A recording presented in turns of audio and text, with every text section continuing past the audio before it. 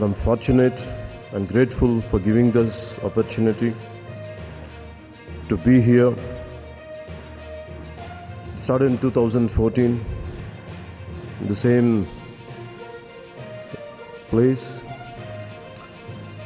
And Honorable Chandrababu Naidu ji said, we're going to see Modi ji to rule this country for 15 years, and it's happening, sir.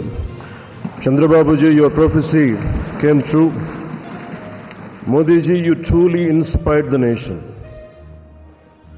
As long as you are the Prime Minister of this country. Andhra Pradesh विधानसभा चुनाव 2024 के नतीजों ने भारतीय राजनीति में एक नई हलचल पैदा कर दी। प्रसिद्ध अभिनेता और जन सेना पार्टी के नेता पवन कल्याण ने पीठापुरम विधानसभा क्षेत्र से चुनाव जीता है, जिसके बाद उन्हें रामचरण, अल्लू अर्जुन और कई अन्य प्रमुख हस्तियों से बधाइयां मिली। यह जीत न केवल पवन कल्याण की राजनीतिक यात्रा का महत्वपूर्ण मोड़ है, बल्कि यह कई सवाल भी उठाती है, जैसे पवन कल्याण की इस जीत के पीछे कौन से कारक हैं? क्या यह जीत आंध्र प्रदेश की राजनीति में एक नई दिशा दिखाती है? इस जीत का राज्य और राष्ट्रीय स्तर पर क्या प्रभाव हो सकता है? पवन कल्याण की आगे की योजनाएं क्या होंगी? आइए जानते हैं पूरी खबर। नमस्कार, स्वागत है आपका एयर न्यूज। आज की हमारी विशेष वीडियो में हम आंध्र प्रदेश विधानसभा चुनाव 2024 के नतीजों पर गहराई से नजर डालेंगे, पवन कल्याण की जीत और इससे जुड़े अन्य पहलुओं पर चर्चा करेंगे। आंध्र प्रदेश विधानसभा चुनाव 2024 में पवन कल्याण की विजय ने सभी को चौंका दिया है। पवन कल्याण, जो कि एक मशहूर अभिनेता हैं और जन सेना पार्टी यानी कि जेएसपी के संस्थापक हैं, उन्होंने पीठापुरम विधानसभा क्षेत्र से भारी बहुमत से जीत हासिल की है। इस जीत के बाद पवन कल्याण को उनके परिवार के सदस्य रामचरण और अल्लू अर्जुन सहित कई प्रमुख हस्तियों से बधाइयां मिली। अल्लू अर्जुन ने ट्विटर पर लिखा, पवन कल्याण गुरु को इस जबरदस्त जीत पर हार्दिक बधाई। आपका कठिन परिश्रम, समर्पण और लोगों की सेवा के प्रति प्रतिबद्धता हमेशा प्रेरणादायक रही।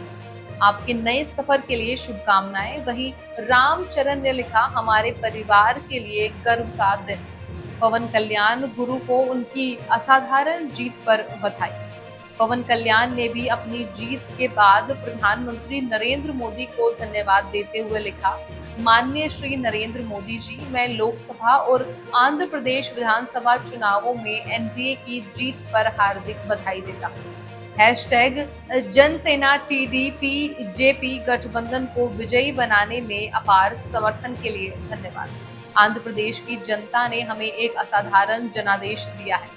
हम अपने गठबंधन सहयोगियों के साथ मिलकर आंध्र प्रदेश की प्रगति के लिए मेहनत करेंगे। आपको बता दें कि पवन कल्याण की राजनीतिक यात्रा की बात करें तो उन्होंने 2008 में राजनीति में कदम रखा था और प्रजा राज्यम पार्टी के युवा विंग युवराज्यम के नेता बने थे। हालांकि स्वास्थ्य कारणों से उन्हें राजनीति से कुछ समय के लिए दूरी बनानी पड़ी। 2014 में उन्होंने जन सेना पार्टी यानी कि जेएसपी की स्थापना की, जो कि एक नई राजनीतिक संगठन थी। उनकी पार्टी ने राज्य की राजनीति में एक नई दिशा देने की कोशिश की है और अब उनकी यह जीत इस दिशा में एक महत्वपूर्ण कदम है। वैसे पवन कल्याण की इस विजय के कई महत्वपूर्ण पहलू हैं। सबसे पहले उनकी व्यक्तिगत और पेशेवर पृष्ठभूमि ने उन्हें एक प्रभावी नेता के रूप में स्थापित किया। एक सफल अभिनेता होने के नाते उनकी लोकप्रियता और करिश्माई व्यक्तित्व ने उन्हें मतदाताओं के बीच एक प्रिय नेता बना दिया है। इसके अलावा उनके द्वारा की गई सामाजिक और राजनीतिक पहल ने उन्हें जनता के बीच एक मजबूत समर्थक आधार प्रदान किया। पवन कल्याण की यह जीत न केवल उनकी पार्टी जन सेना पार्टी यानी कि जेएसपी के लिए महत्वपूर्ण है, बल्कि यह आंध्र प्रदेश की राजनीति में भी एक नया मोड़ ला सकती है। उनके गठबंधन सहयोगी तेलुगु देशम पार्टी यानी कि टीडीपी और भारतीय जनता पार्टी यानी कि बीजेपी के साथ मिलकर वे राज्य की राजनीति में एक नया ध्रुव बना सकते हैं। इतिहास की बात करें तो पवन कल्याण ने 2014 में जन सेना पार्टी की स्थापना की और तब से लेकर अब तक उन्होंने राज्य की राजनीति में एक महत्वपूर्ण भूमिका निभाई है। उनकी पार्टी का मुख्य उद्देश्य राज्य के विकास और जनता की सेवा करना है। पवन कल्याण ने हमेशा अपने भाषणों और कार्यों में जनता की समस्याओं को प्राथमिकता दी है और उन्हें हल करने के लिए निरंतर प्रयास किया। पवन कल्याण की इस जीत का प्रभाव राष्ट्रीय राजनीति पर भी पड़ सकता है।